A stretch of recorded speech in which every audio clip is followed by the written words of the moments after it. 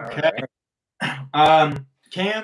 Cam from Couro is going to join us in just a second. My name is John from Jumpers Junction, and I'm joined here by Anderson from the final leg. Excited. This is really exciting. This is going to be a cool opportunity for you and I to go back and forth right before this started for those who are paying attention, watching here. And this is going to be replayed in the future. So this will be available post live, right? So you'll be able to watch this back. But we've already had some discussions. I already mentioned someone who I think is going to break the world record, and he was like, "What?" So this will be a little teaser for that in just a second. But Cam's going to join us, so I'm going to get set up with this, and I'm going to let Anderson kind of start us off here. Yeah. I mean, this is going to be exciting. I mean, just getting the chance to go live, talk about a lot from the indoor season, talk about a lot coming up outdoors. I think we all saw some amazing performances in what was arguably, one of the greatest indoor seasons in history. I mean, the NCAA athletes were going crazy across the board. So yeah, I think we have a lot to kind of jump into. Again, we're going to talk a little bit about the indoor season. We're going to dive a little bit outdoors, make some predictions, see what's going to be coming up, and then also take a look at some of the results that already went down outdoors. So I think it's going to be really, really good for us to kind of jump into. How are we thinking with Cam? We want to wait a second, or we're going to... I think we got him on here. Hold up a second. All right. But... See right here. Cam, you on? Cam, can you hear me? As he kind of jumps in, I'll just start jumping in. I see a couple people jumping in, which is great. Let us know like how what you're all looking forward to for the season. Again, we're going to be jumping in, talking a little bit indoors, jumping into outdoors. And yeah, there's a lot to get excited about for sure. Cam's is about to hop on. He's on mute right now. So nice. While he loads up, what do we want to start with? I guess start with the but this is Cam. We can introduce Cam. Cam, you ready? You're on mute. There we go. Can you hear me? Oh, that is bright. Cam jumping in. Okay, here's Cam. Cam from Couro. So Cam doesn't have a YouTube channel, but Cam, you want to tell us about yourself? Oh, Cam jumping in. James, we lost his audio again. No worries. Okay, so while Cam's getting started, you're on mute. Ooh. Let's see if he comes on. All right, so first thing I want to talk about is the indoor season because it's just happened, and like you mentioned just now, indoor season was absolutely phenomenal. And today we're going to have a jump focus, right? Because jumps is my thing. That's what I'm super excited about. But it's not just jumps that was insane. It was wild.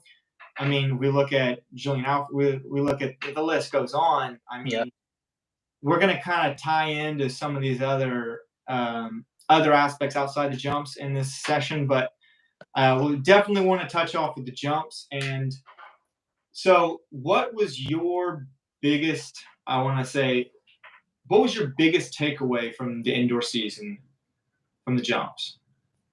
Man, I think like my biggest takeaway just overall was that, these athletes aren't limited by some of the expectations that people put on NCAA athletes, right? They sometimes, people say that NCAA athletes can only go so far, but, they can't really break through, whether that be in the long jump like the men or, the triple jump like the women, right? I think a lot of these athletes overall show that they can really break through, jump some very, very far at high performances, but then also be very consistent.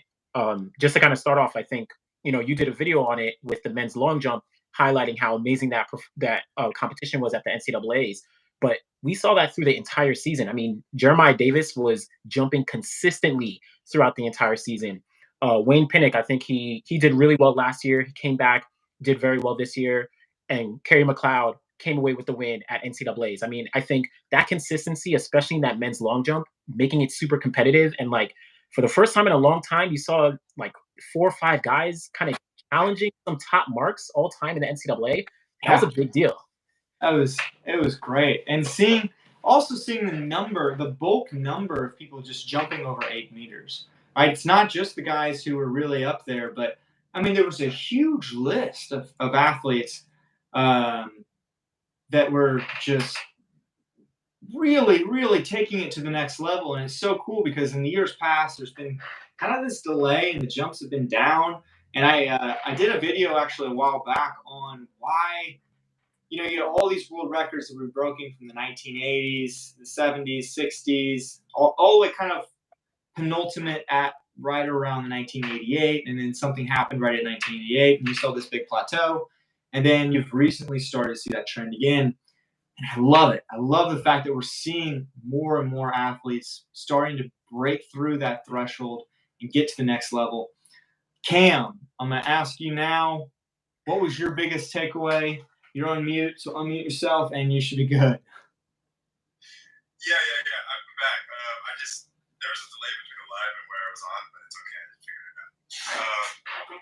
So I mean, my biggest takeaway is that a lot of we have lawn jumpers, for those who don't know, and a lot of the lawn jumpers didn't really do an indoor season like we normally see because there wasn't a world indoors, and so it seems so a lot are focusing on outdoors this year, and I expect a lot of really far jumps out there because of that, because people are really honed in, and especially the international folks. So that's what I look to see, or hope to see. I hope to see some 860s, maybe 870s, and maybe even prove you wrong and jump out and break some world records. I would love to see that. Me too. Cam, now that we got you on here, tell us about yourself, where you're coming from. Man, okay, so I'm a jumper, primarily a lawn jumper, based in San Francisco. Also hoping to jump out far. I also skipped the indoor season because there wasn't really any worlds, and I thought that it'd be a good shot to actually heal up because indoor and outdoor season's pretty long for us jumpers, and so I'm trying to make my way out here in the international scene as well, like many other jumpers are. I took about 3 years off from jumps. Between I went to law school for a second, finished law school, came back, and now I'm jumping again. So, hope to be on the scene. Absolutely, man. That's awesome. And also you have Couro, right? That's right. Couro is an AI-powered marketplace that helps athletes, coaches, and trainers monetize their training and expertise. Right. The problem is a lot of us athletes, a lot of us coaches don't necessarily make a lot of money doing what we do. However, we have a high caliber, high level of expertise and could share with a lot of the community. But that being said, current social media doesn't necessarily incentivize that, sharing all the training that we do. Yeah. And so that's what Couro tries to fix, right? Where you can subscribe to someone's profile and you can get video analysis, you can get breakdowns, asynchronous coaching, and all it really depends on what the pro offers, right? And you can trust them because they're have that high level of training expertise, kind of like John from Jumpers Junction, right? He's on it as well. You can subscribe to him and get some coaching from him directly. Yeah, it's pretty cool. I like it, and so I'm all for it, right? Because a lot of these athletes we're going to talk about, even at the most elite level, track and field is niche. It's niche, and we love it. We're super passionate about it, but unfortunately, there's not a lot of money in it. So there's always cool ways to sponsor to support your favorite athletes out there. Okay, so getting back into the takeaways from indoor season. So the men's long jump, we already know, was, to me, the best long jump competition in the NCAAs. Obviously, the best long jump competition of all time, I think, is undisputed, the 1991 World Championships in Tokyo. Carl Lewis versus Mike Powell. Mike Powell broke the world record.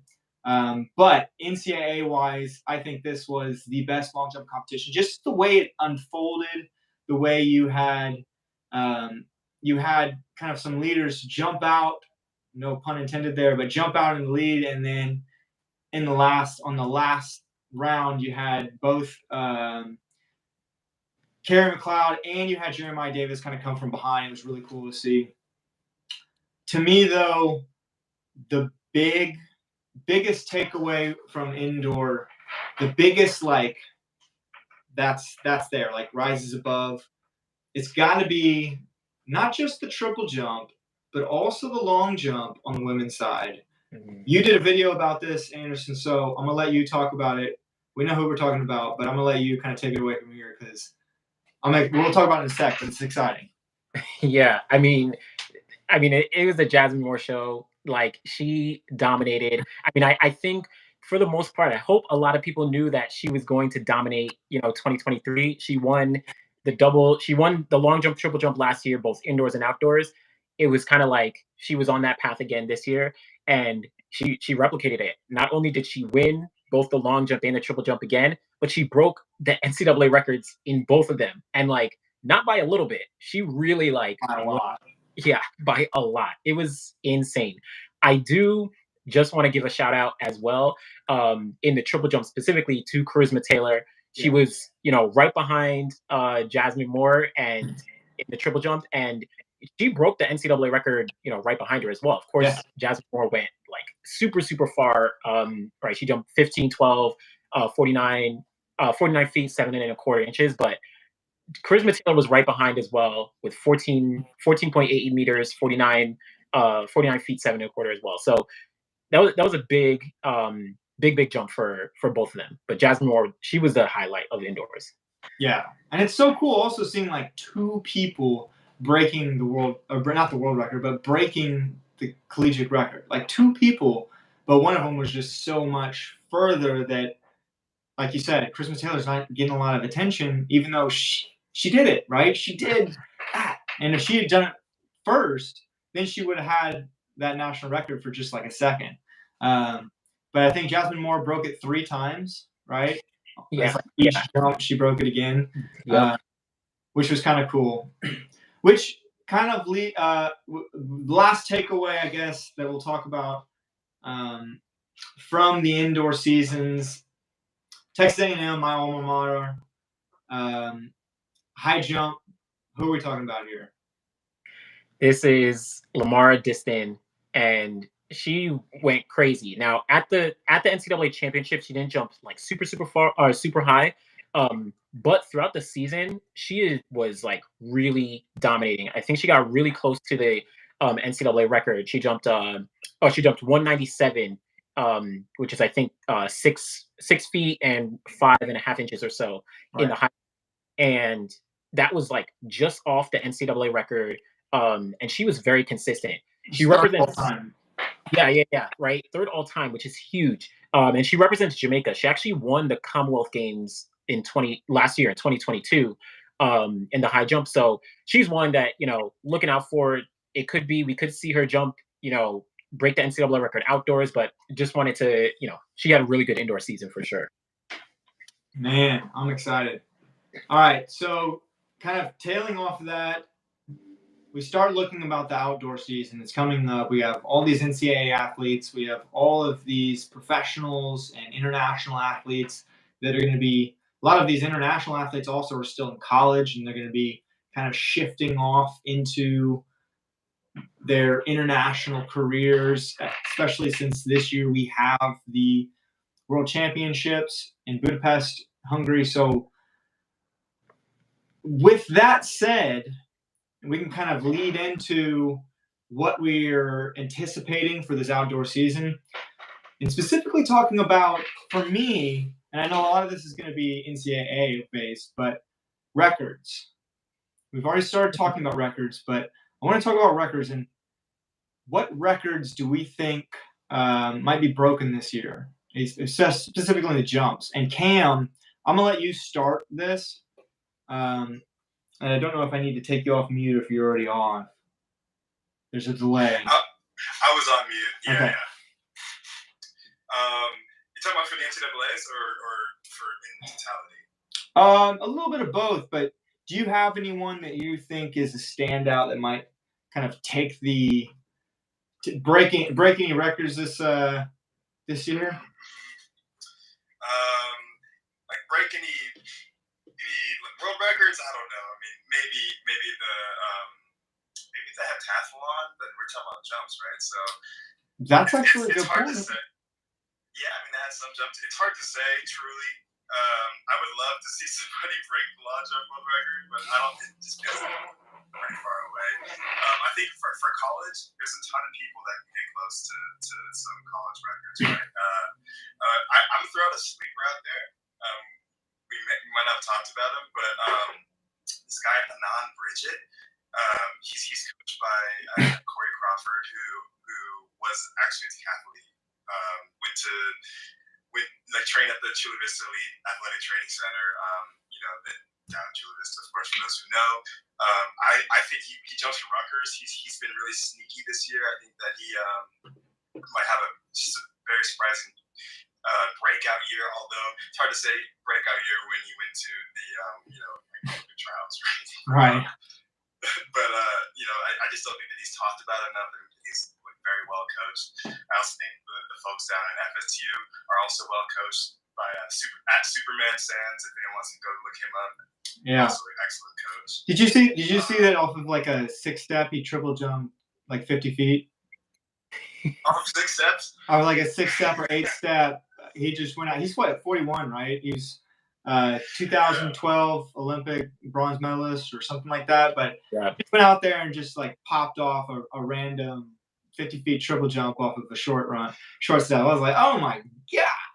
Wow. Yeah. So, excellent coach. And he's also sounds like he's, in great shape as well. So, I think that they seem to have a leg up because of that. And I think that we'll see a lot from the Florida athletes this year in the jumps. Yeah. Will they break that national record? I don't know, though. We'll see. I think so. Some of my takeaways, and this is something I brought up before we started here, and I had some feedback on. So I'll start here. Okay. So the Jasmine Moore show. I'm a huge fan of Jasmine Moore. I think what she did just in high school, then coming to college, she's just been getting better and better and better, right? And that's what you need to see, athletes who just continue to progress. Because I think peak jumpers are a little bit later, right? There's somewhere between 23 and 29 is kind of that peak window. So she's still young, right? She's still got a lot of indoor champ, 15.12 meters, which is 49 feet, 7 1/4 inches. Okay. So now that being said, the outdoor triple jump record is 14 feet or 14.62 meters, which is 47 feet, 11 3/4 inches, right? So, and that's by Victoria. Orgy. Yeah. Victoria Orgy. I might be saying the first name wrong. But she's from Georgia. She was back in Georgia. She's now still an outstanding triple jumper, but she's got the outdoor record, right? And it's 2 feet less than what she's already jumped indoor. So I think she's gonna just smoke that. I don't have any issues with that. But what I'm excited about is not only her getting the American record. I think the world record is within reach. Let me say why. So for starters, I am a huge Yulimar Rojas fan. Yulimar is out of Venezuela, current world record holder, but 15.74 meters, which is 51 feet, 7 1/2 inches, right? That's just over 2 feet further than triple jump, which triple jump progresses. But here's the thing. Check this out. When we talk about world record progressions, a lot of these world records have been around for a long time. The sport has been around for a long time. So you've had a lot of athletes that have been able to kind of not only learn the sport, but progress the sport. But triple jump's different. It wasn't until 1996 that it was introduced for women. So if you think about how much time there's been for athletes to kind of get better and better and better and better, usually there's this kind of plateau and it gets harder and harder to break records. But with triple jump, we haven't really seen any kind of plateau. It's progressed and it's kind of continued. So that's why I think I think Yulimar Rojas is going to continue to break the records. I don't see that stopping. I think she's going to continue to push. But at such a young age, I think Jasmine Moore, if not this year, maybe in the next 2 years or so, maybe in Paris, she's contending. Thoughts on that? What do you think about that? All right. So I'm gonna go first. I think so. You're 100% right. Let me go with the good first. 100% right. NCAA record is gone. American record, that's gone. She's, she just has to stay healthy and she'll get those. Yeah. Now the world record, that is a very, very tall task. I mean, I agree. I think like you said, the women's triple jump, it's a very, very new event, right? So still, so many athletes are still learning. There's been so much progression. I mean, that's also like same thing that's happening like the 400-meter hurdles, where that's relatively new as well, and we've seen so much progression with the world records and things. But what I will say is, to a degree, I think there's a reason that the world record was broken in 1995, and then Yulimar Rojas didn't do it until I think 2021, whenever she was at the Olympics. In that time, we saw a lot of athletes, jumping like really, really far. I think especially in like 2000, between the year 2000 and between 2008, there was a lot of women. I forget if it was the 2004 or the 2008 Olympics, but I think the top 5 women all jumped, like super, super far, significantly over 49 feet. And so I think there's potential for the world record to go. I think, like you said, maybe in 2 or so years, maybe at the Olympics next year, or maybe 2 years, Jasmine Moore will get close there. But I don't think she's like really in the conversation right now. There's a big gap from 49 feet to 51 feet, even if it's 2 feet. But the one thing I will say is Yulimar Rojas has a very, very short second phase. Specifically, like it's almost non-existent, where she has, her first phase is really, really great. Her second phase is like non-existent, and then she has a huge, third phase. So I think there's a lot of room for improvement for her there. But then I think that also lends itself to others like Jasmine Moore or Couture Orji from the US. Like other people can kind of, continue to experiment and really, push themselves farther. But so yeah. That's a really good point about the second phase. Like if you break down how much room or potential that Rojas still has, right? She can still be pushing limits. So I'm excited about triple jump this year in general, leading into the men's. What happened in the men's here? Man, the men's. I don't know. Cam, you want to jump in or? You're good. Go for it. I mean, the men's was insane. I mean, Jaydon Hibbert, he dominated indoors, and I think outdoors he's gonna continue. I mean, indoors, yeah, in his first jump indoor, the triple jump at NCAA's, 17 meters, 17.54 meters, 57, 6.5. And I don't know if it was SEC's or NCAA's, but he did it off a short approach. It might have been SEC's where he did it off a short approach. Yeah.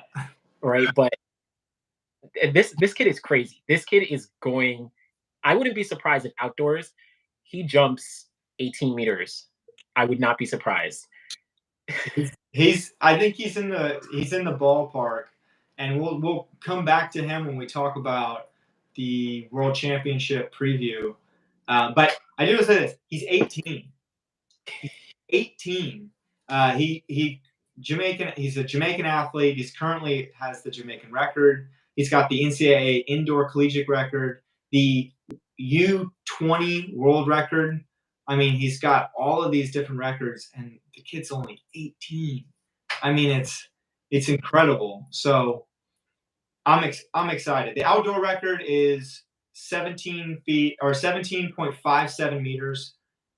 He's at 17.54. So he's got to jump 3 centimeters. I got to do my math here. 3 centimeters more, and he's got the outdoor record. It's gone. What do you think? Is it in? I think it's for sure in. I also wanted to point out, I'm actually very happy that he went from a short approach because, like I was saying earlier, it's a long season, and I don't want him to have that wear and tear because I want to see the best that he has to offer. So if he was doing, going from a long approach in February and then also doing that in July, right? It's a lot of miles on the leg, even though he is 18, right? I want to commend his coaching to sort of hold him back from from maybe like overstretching himself, things like that, right? Going from a short approach makes a lot of sense. And the fact that he can go from a short approach and hit, 57.5 feet is insane. Right? So when he goes from 10, when he gets comfortable going from 10 and he can do that, I think sky's the limit. That 60-foot mark, it seems far, but it's not that far for him, right? So might get it. It'd be interesting. It'll be an interesting year for him. Men's pole vault, NCAAs. Any records? What do y'all think about records for men's pole vault? I was really blown away by the Norwegian athlete from Princeton. I'm going to mess his name up, but Sondre Guttormsen. Is that? Yeah. You know who you are. But the Princeton athlete who went out and tied the NCAA indoor pole vault record. And he won the national championship, but he cleared 6 meters, which is absolutely that's the bar. No, yeah. I guess pun intended, but that is the bar, right? That all pole vaulters kind of look at now. That's the Bubka bar. That's the bar that 6 meters. That's it, right? And 6 meters is, I have some notes on this, but it's 19 feet, 8.25 inches. Yep. And if we think about Mondo and one other athlete also has has jumped 6 meters. So I think there's 3 that did it indoors. But Mondo Duplantis, current world record holder and kind of the new Usain Bolt, I guess, hype for track and field athletes. He has that. He's got the outdoor record also, which we'll talk about that in a second. But I'm sitting here going, where is he going to sit outdoor wise? Where is he going to sit when it comes to world championships? And we can break that down in just a second. But I think this guy he's on his way. And it's cool also seeing a Princeton athlete. You haven't had a lot of athletes out of Princeton or recently that are kind of at this level. So it's cool seeing some of the Ivy League athletes coming out and knocking it out. It's awesome. Yeah. I'll say that what I love, kind of just speaking about the idea of Princeton, it was either last year or the year before, there was Chris Nielsen, right, in the pole vault from South Dakota. There was Sean Barber a couple years ago from Akron. I love that the pole vault kind of brings out, some of these schools that aren't like the top schools in a sense, like Hughes or whatever, right? It brings some of these top athletes out from all these smaller schools. But I think this is a really, really big deal where, like you said, jumping 6 meters that's the bar. That's where you got to get to. And at that point, going further is like, it's a given. It's almost a given, right? You're getting that rhythm. It's you're set. So I think at this point, if he's already jumped that indoors, he's going to at least equal it outdoors. And if anything, he might go farther. And I think because of how consistent Mondo has been jumping all these high marks, that's really pulling other people to like be at their best. It's like, okay, you jump 6 meters, you jump 19 feet, 8 inches. That's not good enough. You have to chase Mondo. You got to go to 20 meters. You got to go even farther, right? So that's such a good point. As talent improves and you have these other athletes that you get to jump against, it raises everybody's talent. I mean, that's a huge thing. Like going back to the 90s, you had all of these athletes that were jumping 28 feet. Like so many that were jumping 28 feet all the way in college, and then in pros. So the higher talent breeds higher talent. It's such a cool aspect. And now we've kind of got that in the pole vault. And the pole vault is such a tight-knit community too. So they're always so supportive. So it's kind of cool that they get this kind of limelight or the light, because I guess there was after Bubka there's kind of a little plateau, and then Mondo comes around and kind of shoots up. Although women's pole vault, you've had a lot of success over the recent years. I'll say though, because women's pole vault is also very new, so that kind of goes to your other point as well. So yeah. Exactly. All right, we've kind of touched up on it already, but women's high jump. Yeah. I think it's not a given because 2 centimeters is challenging. But my Aggie out there, Lamara Distin, I think she is destined. I'm on puns today. She's destined to break the 1.99 meters, which is 6 feet 6¼ inches. That's the outdoor record. She already has the third all-time record from last year. Bridgett Barrett out of Arizona in 2013. She's got the outdoor record. So I think that's in the possibility. She is a senior though, so if she doesn't get it this year, she's lost her chance. But we'll be seeing her in the pros, no doubt, following her season at A&M. But I think that's very doable. Very doable. Absolutely. Well, she's a senior, but does she still have more eligibility? Good question. Good point. Because of the whole COVID, we lost 1 year. Some people might have lost 2 years, right? So she might still have some more eligibility if she wants. That's a good question. That's going to be a whole nother conversation. Is like at these athletes. Maybe this will be a whole nother session for us, but athletes having these kind of red shirt and additional super red shirt. Hi there. Hi, Hockey 26. I think that's going to be a whole nother conversation is, as you get older, as you hit that, 21, 22, 23-year-old, but you're still in that collegiate system. You're still getting all the advancements you have from being in a collegiate system. You've got the access to all the resources and scheduling and all that. It takes a lot of stress away from you. So it's an interesting to see what happens in the collegiate scene this year and next year, I guess. Women's long jump. Ooh. It's a good one. Yeah. I mean, Cam, what do you think? We talked about Jasmine Morgan, right? Triple jump. She can also do it in long jump as well. Kind of just putting the goalposts out there, right? Tara Davis's outdoor record is 7.14. So Americans out there, 23 feet, 5 inches and a quarter. Although we speak both languages here, so that's the bar for her to hit, right? Her own indoor record, is 7.03. Yeah. So maybe she could do it, right? But I don't really know. What do you guys think? 5 inches when you're at that level. That's a lot. I will say that 5 inches. 5 inches can be a lot, but she already broke Tara Davis-Woodhall, Tara Davis-Woodhall's, for those who keep correcting me. Yeah, she already broke her indoor, and she smashed it by a lot. So I think it's definitely a possibility. And think about it, outdoors get a little bit of a tailwind, that could be helpful. You never know. It's true, and I suppose 5 inches really, yes, it's a lot, but also it's not a lot, right? You could just be feeling hot that day, or she could just be feeling hot that day, and then have that little tailwind. And it's something about the outdoor clap, it just feels more robust to me than the indoor clap. So if she's a clap type of girl, then she can go ahead and hit the clap, and maybe that'll juice her up, things like that. And also, just the total vibe for me for outdoors is just amped up a little bit, right? It's a bigger track, there's more people around. You always see people jump better outdoors. So, I think it's there for her. I'm going to put it out there. It's there for her. Also, I feel like we can't count out Jasmine more just from what we saw her doing indoor.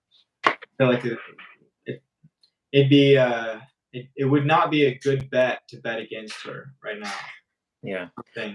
I'll say that who knows what she'll actually do, but so last year, indoors she jumped 6.75 meters, 22 feet, 1.75 of an inch.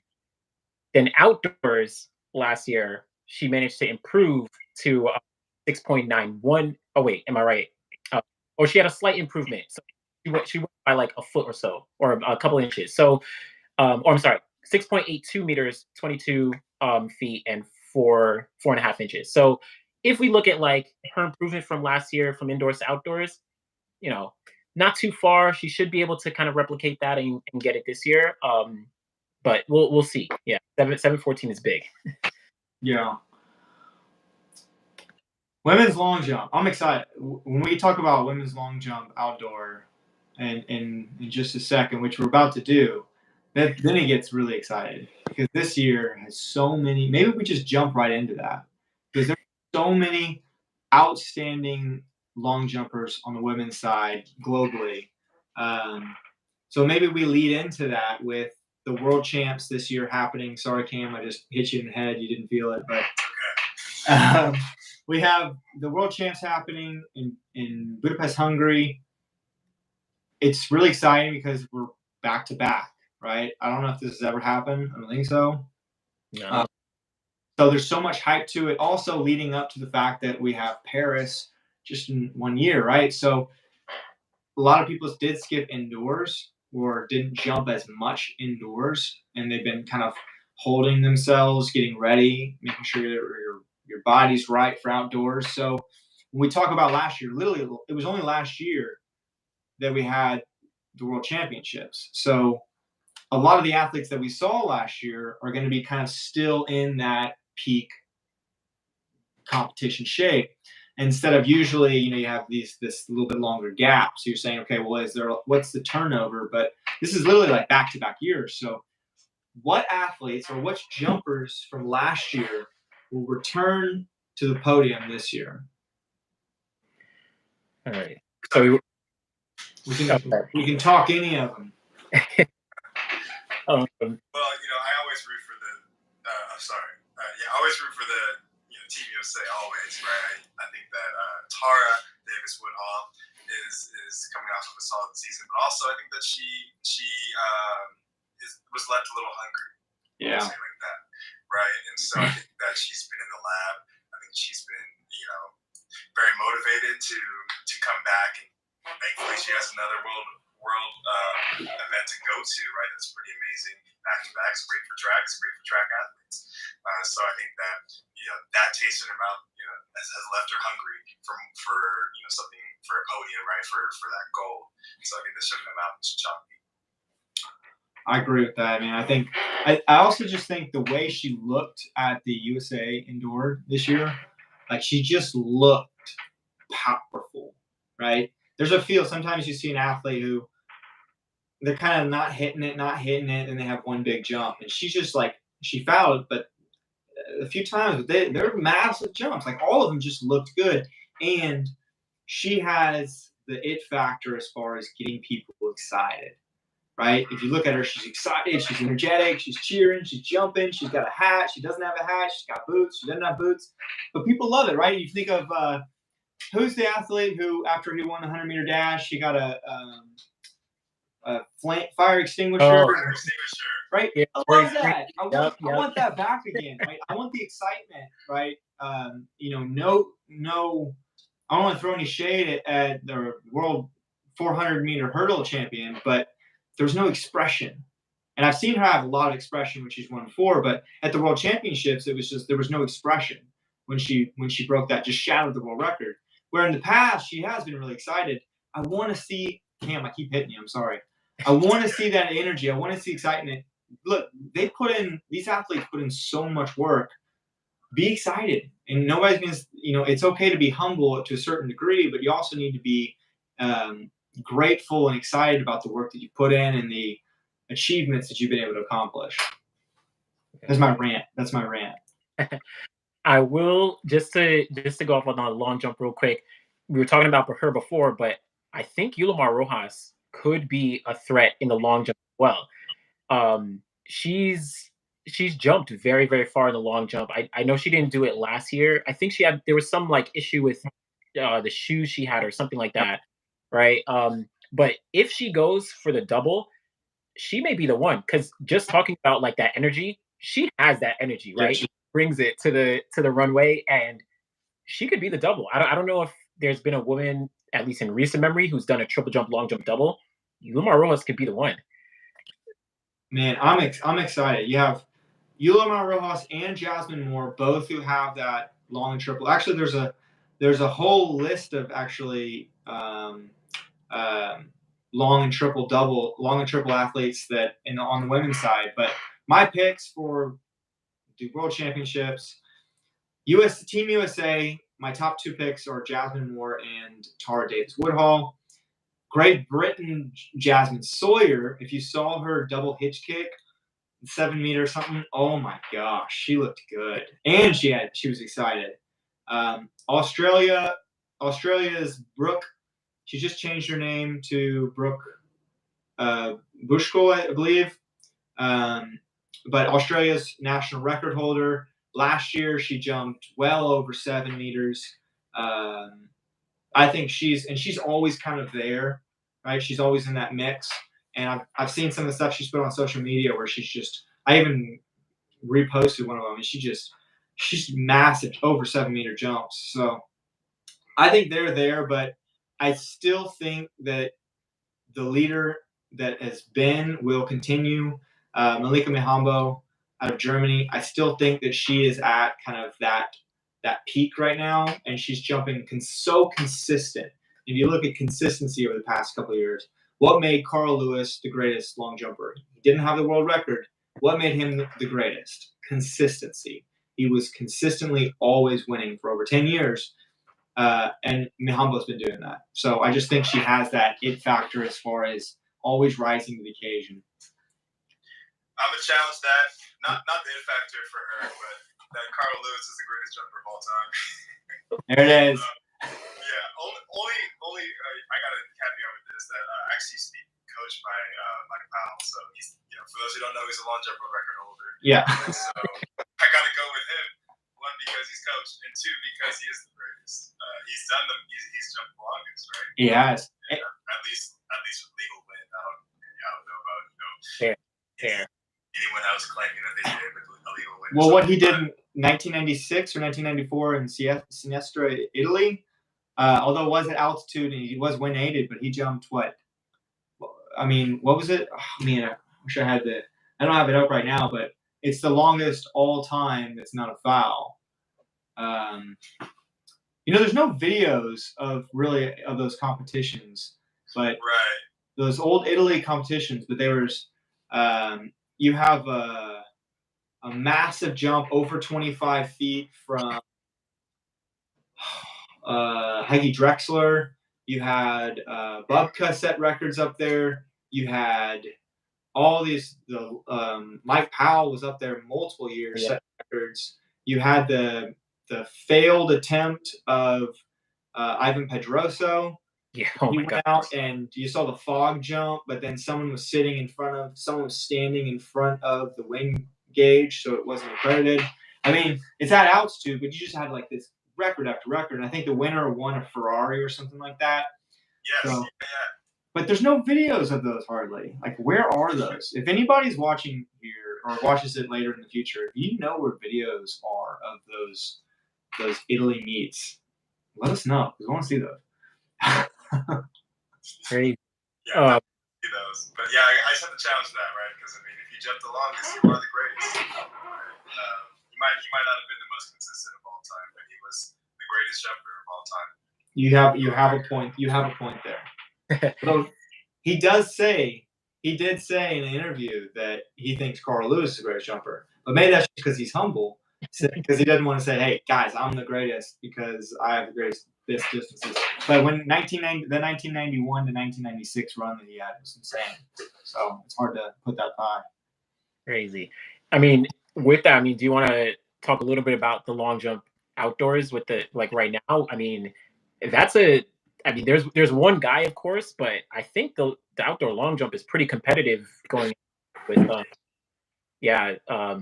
Tentoglou he's the guy right now.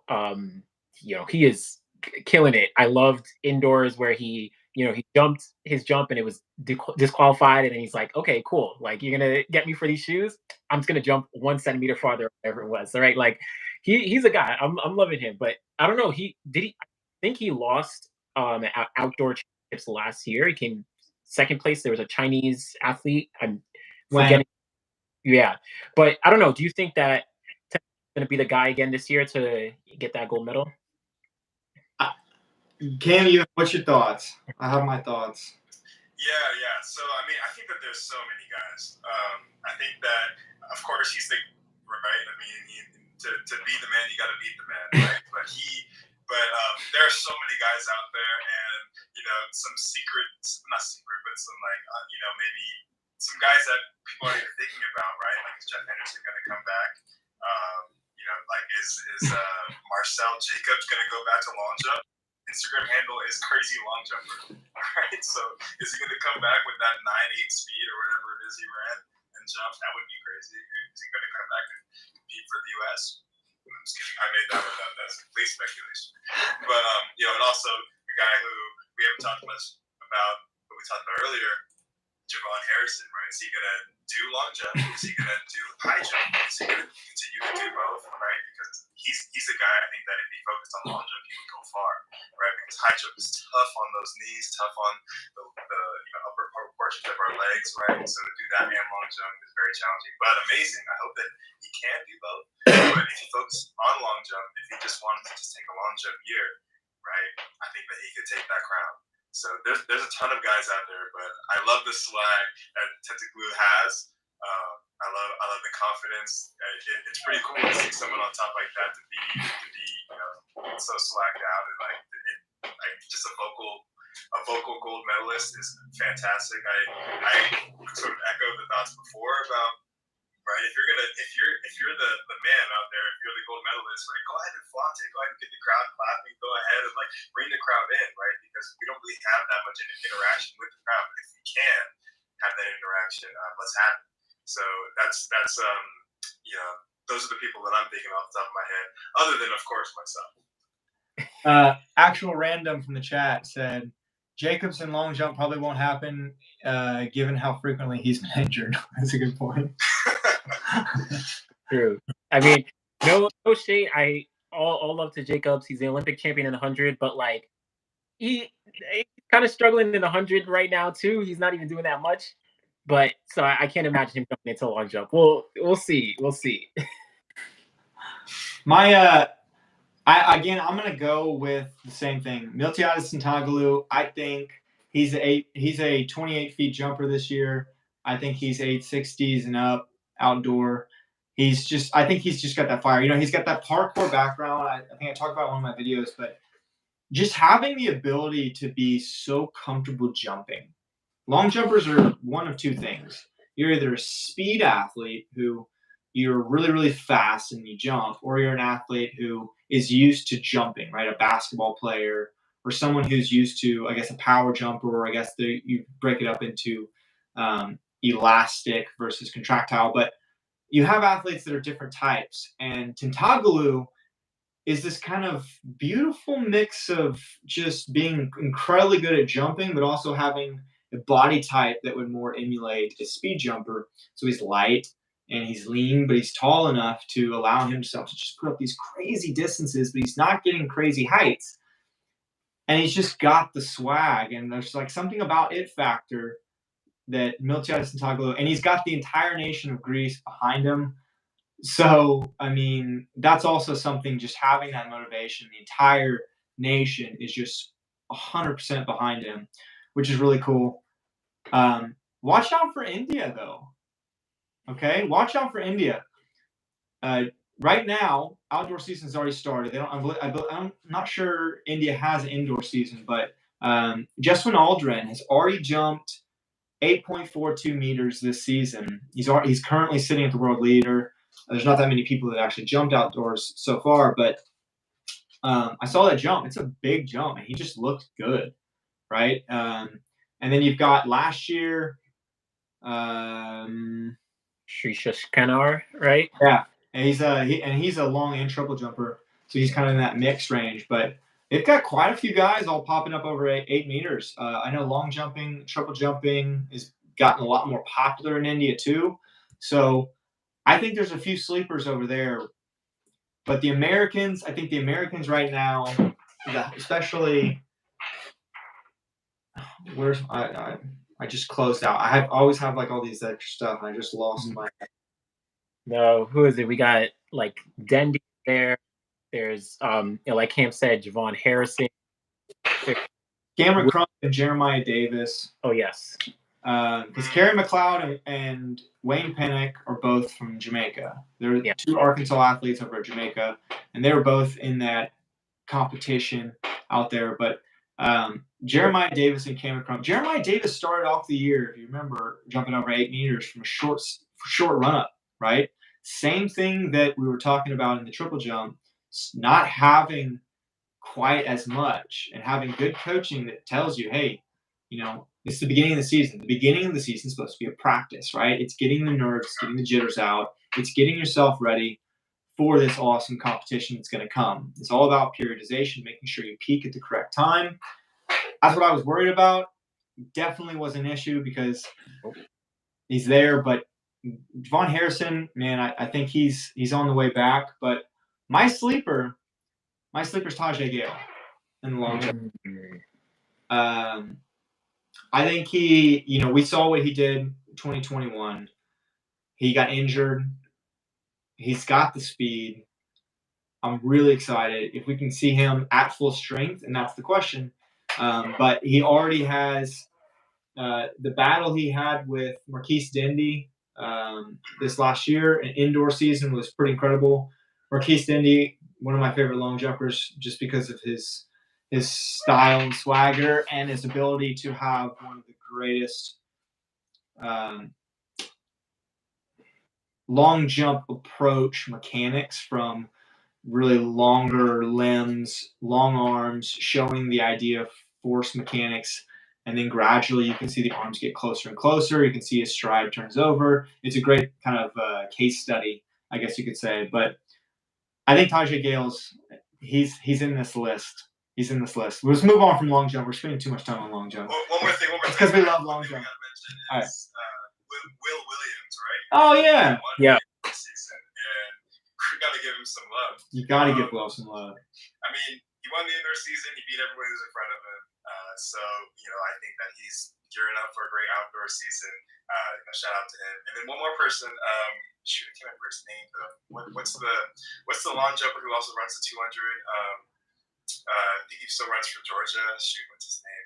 Matthew Bowling. Matthew Bowling. Yeah. Is he going to jump again this year? I know that he kind of took his name out last year, but is he going to jump? He's got real speed and flight, and I think he jumped 8 meters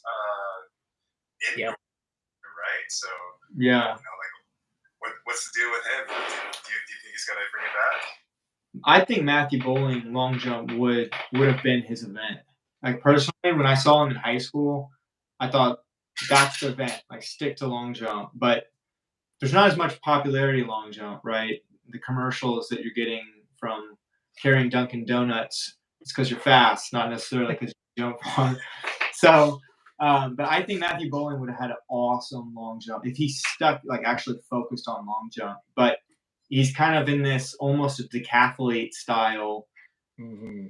Where he's spread too far out, but his coaches are doing a really good job over at Georgia of making sure that he's peaking at the correct time. I will say that. But also, we can't forget about Lawson, man. Don't forget about Lawson, man. Jarrion LAWSON, still at it. All right. What about should we go to triple jump or should we go to pole vault? What do I got here? Triple jump. Men's triple jump. Triple jump. I could jump in. I mean, we of course spoke about Hibbert a little bit already, but I think Pichardo from Portugal. He's the guy right now. He world champion, Olympic champion. He's been super consistent, and at least for now, it doesn't look like he's he's slowing up or anything. He definitely has a lot of competition. There's Zango from Burkina Faso. He's been jumping consistent. There's Fortune, who I think, Diaz Fortune, I think you'll jump in and talk a little bit about him. But what I love about the triple jump, there's a lot of guys who are, getting back into that really, really far range, which is great. Christian Taylor's been injured. Will Clay has dealt with some injuries. So I think a lot of guys are getting into the fold again. But Pichardo right now, he looks like the guy. He's staying consistent. I agree with the statement about Pichardo. I think just he's been so consistent for so long If you just look at pull up his Wikipedia, right, and you just see like how many times he's been 1, 2, or 3 in every different level. It's always been the Pedro Pichardo, the Will Clay, and the Christian Taylor show for years. So and he's still there. His battle was like 2013 or something like that. Yeah, the battle's been going on. It's been raging. I think Pedro Pichardo, Zango, and Hibbert are all kind of in that running. But Jordan Alejandro Diaz-Fortune, I think he's Spain, former Cuban. All the Cuban athletes, first off, are just outstanding triple jumpers. And they're always kind of in that. They're always right there in medal contention in the last couple of years. But I think Diaz-Fortune, he last year was putting up these absolutely insane distances, but he didn't have his nationality status correct yet. At the time, it wasn't fully gone through, so he wasn't officially – none of his jumps officially counted, right? So even though he was, I think, last year the best jumper, he wasn't allowed – none of his jumps were counting. Now he's got that stuff locked in. He's now jumping for Spain. Kind of what happened with Pedro Pichardo. Used to be over at Cuba. Now he's at Portugal. I think he's not only my sleeper. I think Diaz-Fortune takes it this year. And also just the story. Maybe one day we'll do a story, but just his story on how he relocated and everything that kind of went into that. He's got not only the distance, but he's now got the country of Spain behind him, kind of supporting him. So it would kind of be a 30 for 30 kind of story if he was able to pull it off, I think. But you can't count out the other Cubans and the Chinese athletes. I think they're always kind of in there. They're always kind of like right a step behind. Wang did it in long jump last year. I think it's possible, but Cam, you want to talk about the U.S. athletes because you can't count them out. You just can't. You know I wanted to. You can't count them out. And you cannot count them out. If I was going to do a team, Captain America guy, I would say, of course, Chris Bernard. Shout out to him. Yeah. I think that he's been training hard. I think that he's at the top of his game now. I've actually got a chance to speak with him a little bit, and his training is legit. He actually is training. He's training at the Chula Vista Center I was talking about, but also so is Team China, interestingly. So it's interesting that you said that China is coming up in the jumps because they are, and they're training with the best of the best that we have to offer as well. So they're going at it, I'm sure, in practice together, and so when they see each other on that world stage, it won't be a surprise, and I think it'll just make everyone better. Of course, China will get better, but so will we. So I think that it's a pretty cool opportunity that they have. But I do think that he's our top dog right now. And then I would love to see Christian Taylor come back. I had his posters on my wall in college and stuff like that. I would love to see him come back just for the love of the game, and also to be able to come back from an Achilles injury like that is huge, especially as jumpers, because I see that's a depth for jumpers. So if he could come back, that would be amazing. Great story. Would sell a lot of weedy spots. Wait, hold on. So you think that Chris Bernard is better right now than Donald Scott, at least in the U.S.? Or what do you think about Donald Scott? I mean, yeah, Donald Scott is. It's hard to say he's better, but I think triple jump is like finicky, right? Because it's any given day, right? Like we're talking within a foot range of each other. I think they are, right? So I think I'm probably just going with Homer because I know Chris Bernard, but I think that either of them can really take it, and I think that the U.S. is to take. I think I'm always going to be pro U.S. I'm always going to be pro Team USA and hope that we can go and make it and take the jumps back. Because we had the push long enough at least for a while in triple jump. It's kind of been somebody else for a bit. But I think that either of them could take it back. I wasn't saying Christian Taylor could take it back. I would just love to see him, excel. Yeah. I'd love to see him jump over 16 meters would be amazing. It'd be great to see him. seeing him almost kind of coming back last year was just kind of inspiring, right? I've gone through a lot of injuries, Right. and so it kind of got me excited. Like I went out and started to get back at it, and I'm gonna think I might compete this year. You know, who knows? If he can do it, I can do it, right? And that's what he's inspiring so many people, right? He got injured, and if he can kind of come back, also already in his 30s, you know, it's inspiring so many other people also to see. Just because you have this terrible injury doesn't mean you can't kind of come back and do something that you love and you're really passionate about. So he's kind of this like inspiration right now. Yeah, I'm not really sure about Will Clay. I'm not sure if he's. I hope he's training. I haven't really heard much. Is he? I saw something he's running the 100. Maybe. I saw him post something on Instagram recently where.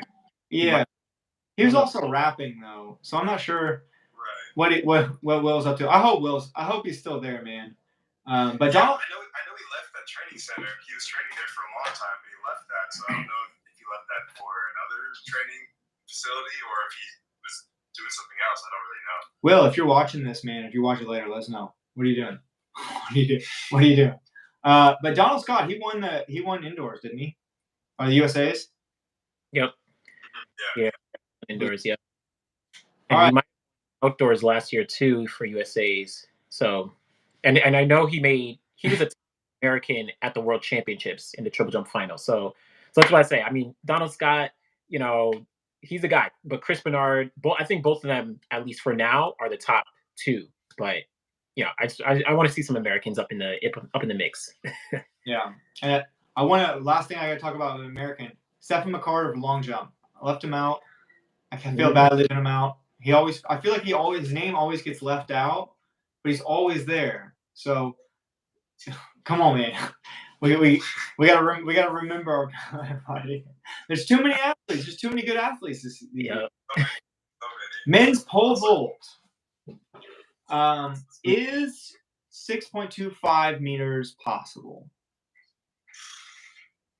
Yes, I think 630 is possible. I think the only reason Mondo is like doing these 1 centimeters is for the money. That's the only reason he's doing it, right? Like you get a world record, you get more money, just keep doing every centimeter. I think he could go like 640 one day. Like this guy's crazy. It is absolutely wild. I'm also really excited that Christopher Nielsen, I mean, he looks good too. You know, he's in that over 6 foot. Last year he jumped 6.05 meters. So he's right up there. You've got Norway's Sondre Guttormsen, who might be up there in contention, but there's not really a competition. There's a show. That's how I would describe it. It's not there's a competition going on, and then there's the show, and that's the Mondo show. And I'm tuning in. I'll tell you that. I'm tuning in. Women's pole vault, though. Women's pole vault. Last year, you had the Sandy Morris, Katie Moon, or Katie Nagoti battle. They both jumped the same distances, but one had more clearances. I mean, it was really cool. Both of them are in their 30s. So they're joining us in our 30 clubs, but they're still at that absolute peak. I think Sandy Morris jumped over 5 meters in 2016. But Katie Nagoti's like last couple of years has kind of reached this peak. And so she's kind of peaked a little bit later.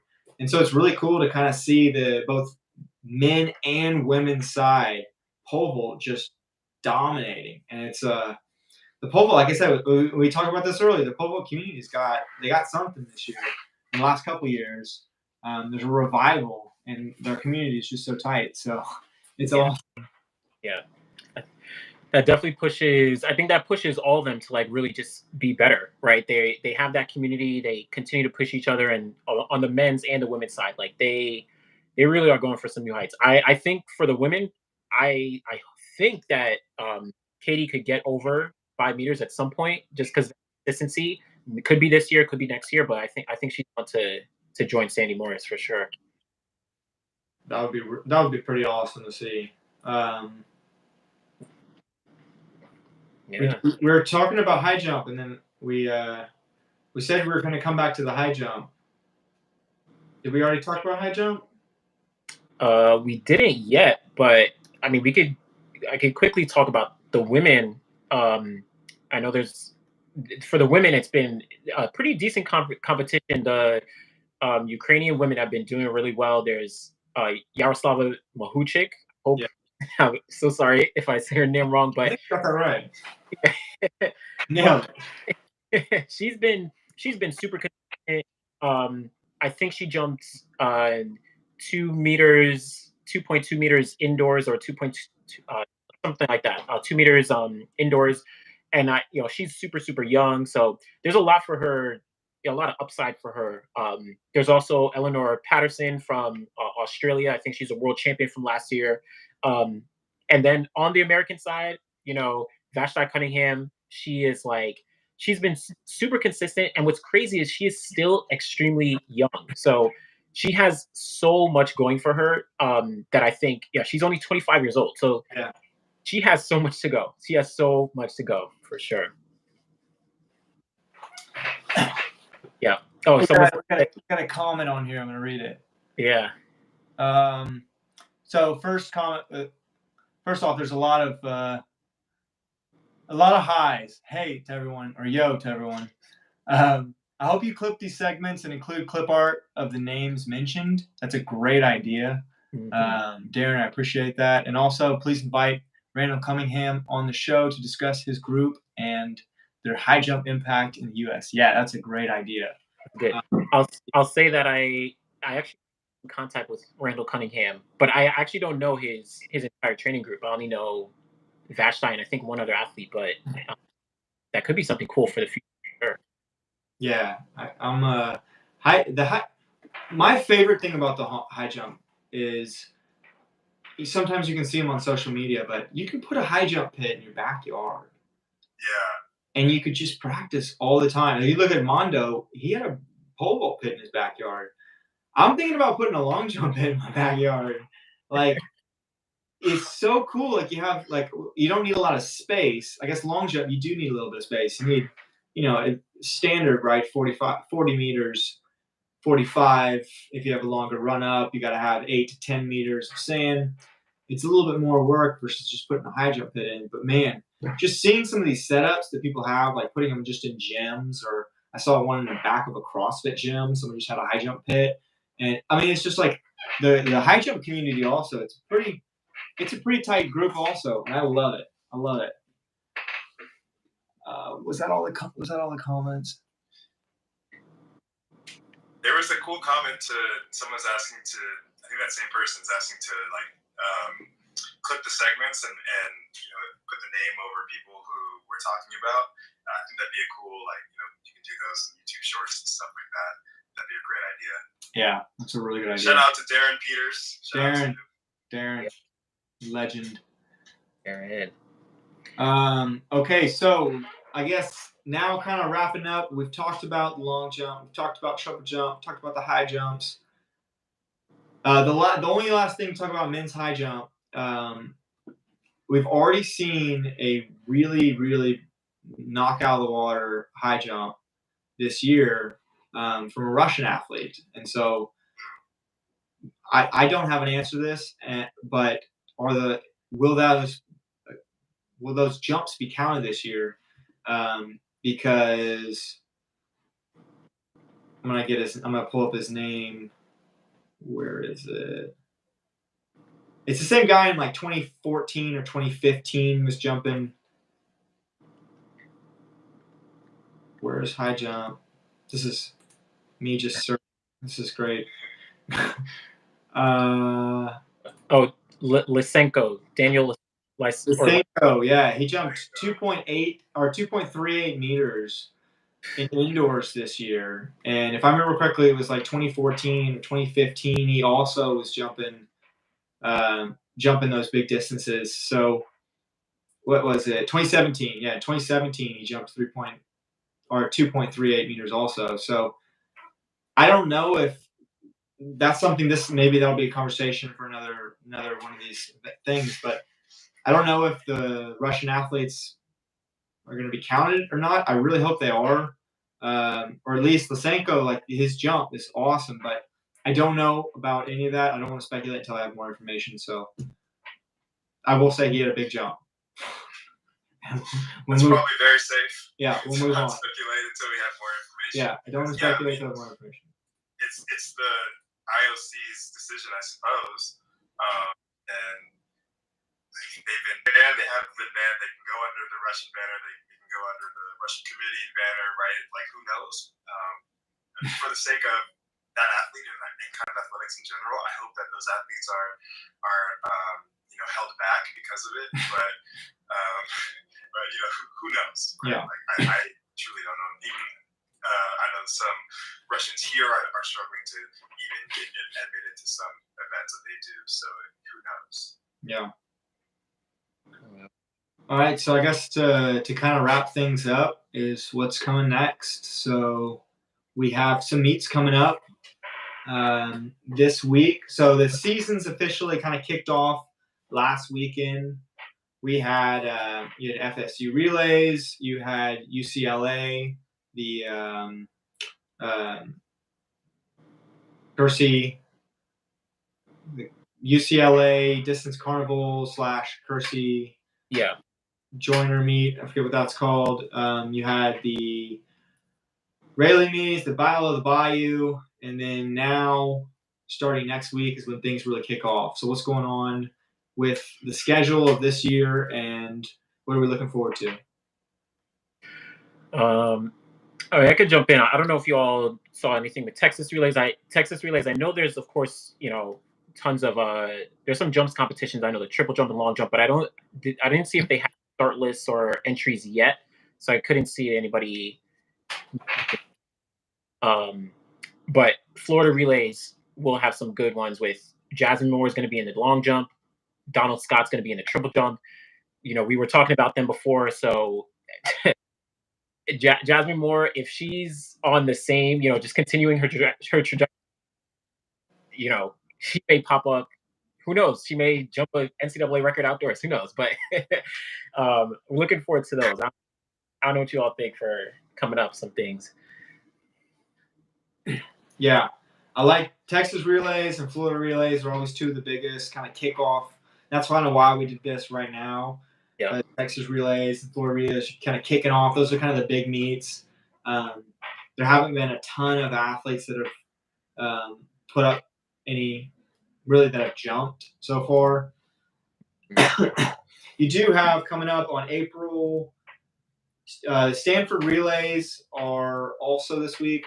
Yeah, I forgot Stanford relays. I'll be there. You're gonna be Stanford? Oh man. Stanford invitation. I'm opening up my season there. It's going from a short approach, but still I'm doing it. So I'm excited to check out be fully healthy this season. So yeah, looking forward to that. That's awesome, man. I was there over 10 years ago and I got injured before I even started. So it's my only memory of Stanford. Then you got USC, the Trojan Invitational, April 7th and 8th, which, interesting, I didn't know this, is called the Allison Felix Field at Locker's Track Stadium. I didn't know that. I think they changed it. Yeah, it's the Allison Felix Field, which is really cool. I didn't know that. Shout out to Allison Felix. She's hands down, the greatest U.S. woman athlete. Tennessee relay, also April 7th and 8th. You have the Mount Sac, which is a big one. That's April 12th to the 15th. Then the Tom Jones, you'll see some pros there. That's April 14th and 15th. Then the Michael Johnson Invitational on April 21st to 22nd. And then Penn, you're going to be there, right? Yeah, I'll be at Penn Relays. Yep. I'll be there. April 27th to the 29th. Penn Relays. Now, the Penn Relays, so for those who are maybe watching this later, some of these bigger meets that we're talking about, is it just college athletes or is it high school, college, like pros? How do these bigger meets work? It's definitely like mixed up, right? Yeah, go ahead, Cam. Oh, I was just gonna say, at least for Stanford, they have everybody. They have high school, they have collegiate, and they have open, right? Called the invitational division.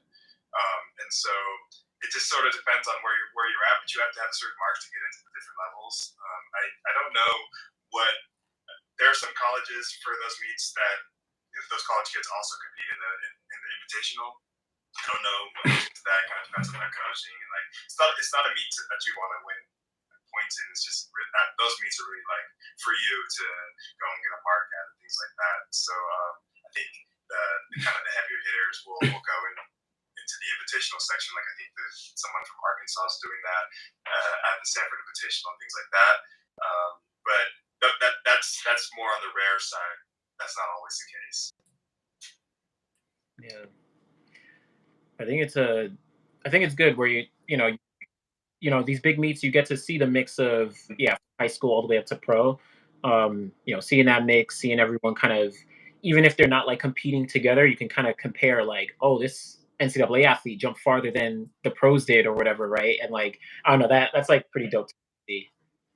Yeah, it's also really cool for a young athlete because some of these go down all the way. Like there'll be AAU athletes in there mixed in.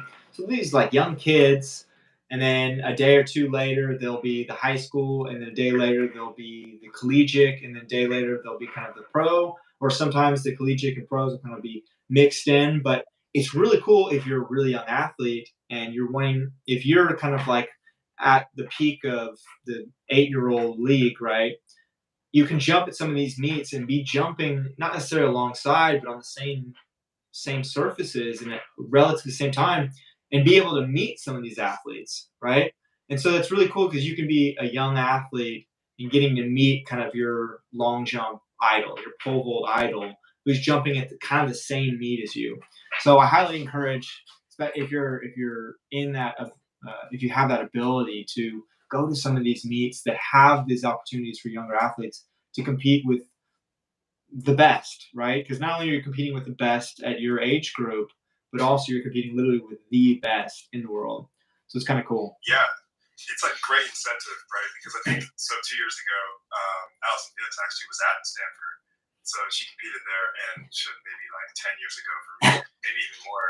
I competed as a high school student at Stanford, and it's like you have to kind of get in. You have to get some sort of mark that shows that you're standing out to get in. I don't remember what it was, but so it's like a great incentive. But hey, I want to get into Stanford because Allison Felix might be there. Things like that. It's going to be this year. But like to all those high school kids for the next year watching this in next year's 2024, go ahead and show out a couple of weeks before Stanford so you can get in, so you can see who's there. It'll be an Olympic year. There'll be a lot of Olympians there. Also, you can encourage all the different athlete levels and watch them and just see them also compete, because with track and field, watch how others do it, right? And then you can learn how to critique and improve your own methodologies, techniques, and form. It all kind of puts together. LSU relays or LSU Invitational is April 29th.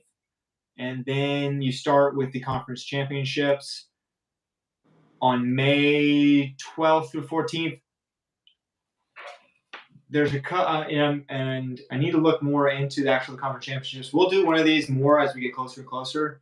But the national championships start. NCAA national championships are Wednesday through Saturday, June 7th through June 10th, 2023, and that will be held in Austin, Texas, at the Mike A. Myers Stadium.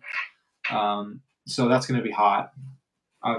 That's where I'm from. That's a hot stadium to run in, but it's a fast stadium too. So it's hot, but it's fast. So that'll be I know they always put on a really cool show too. So that's exciting. Absolutely. I think NCAA's was there in 2019, and from what I remember, there was like at least just the results. So I'm looking forward to it this year. And just considering what we already saw indoors, I mean, they're gonna go crazy. Oh yeah. And then the last thing I'll talk about is Diamond League starts on May 5th, but there's 15 meets for the first time. So usually there's 14, but they've expanded. So this is kind of cool. This is new. They also it's not Diamond League, but it's a part of the World Athletics Gold Tour. I think it's maybe a silver or bronze, but there's a section that if you're into jumps and also hurdles, they're called street meets. So pole vault has where they'll have a stadium and they'll just be a pole vault. That's what Mondo Duplantis just broke the world record in. Indoor meet, it's just that. But track and field or long jump, triple jump, and also hurdles, they have street meets where they'll literally build right in front of like a church in the center square. They'll build a track, an elevated platform with a sand pit, and you're literally jumping in the middle of this beautiful town in the middle of Switzerland in the mountains. So there's going to be a few of those coming up. I might try to go to one of them this year. We'll see. But I don't know if I'll be able to. I don't know about if I can compete, but because they're pretty select. But just to go to, just to attend, maybe I'll get some interviews or some footage from one of those. Maybe I can compete. I don't know if they want me, but I believe. I am planning. I might do 1 or 2 meets from some short run-ups this summer. So we'll see. All my athletes keep saying, "Hey, dude, you gotta do it. Jump with us." And I'm like, all right. No, we'll see. We'll see. But yeah, those meets you're talking about are beautiful and amazing, and a great way to integrate track with the community, right? Because it's so far away a lot of the times. You have to know when to go to these huge meets, right? And it might be a big barrier to entry for a lot of people for that. But to be right where the people are and to be on the elevated stage, like, hey, look at this jump this person just did. Look how far that was. Look how amazing this athlete is. Like, don't you want to support them? Don't you want to follow them in their journey? And because a lot of people, they make these jokes about the Olympics, like everyone's an Olympian, right? It's hard to tell how good they are, and it's on TV. They're not necessarily watching in person. But to be in person and to see somebody jump like that is like another level of like bringing in the fan to help show them how amazing these athletes are. So I'm really happy that they're doing that, and I hope that there's some U.S. versions of that in the future, because I think that we can rope in the American community if they see how amazing these athletes are. Hey, maybe we can sponsor one day, right? One day maybe we can have our own U.S. jump session in the middle of the street on the mountains. Times Square, Ouray, Colorado, on top of a mountain. Who knows? But that'd be awesome. All right, guys. Any other comments? No, I think there's so much to look forward to outdoors across all levels, right? From high school to NCAA to pros. I know we didn't speak too much about high school, but I think all levels. There's so much to look forward to for outdoors, and I think between all the meets that are coming up, 2023, really really exciting, really exciting. I'm pumped. Yeah. Should we do more of these? What do you think? Yeah, we should. I like it. What if people who are on, you can leave a comment if you're watching this later, not on right now, but if y'all would like us to bring in some of these athletes that we've talked about, let us know, and we just might do that. We'll have some guests. We'll do more of these, and we'll have some guest stars that come in and give their perspective. Cam, I keep hitting you. I'm sorry. And eventually, YouTube will roll out where we can do multiple people.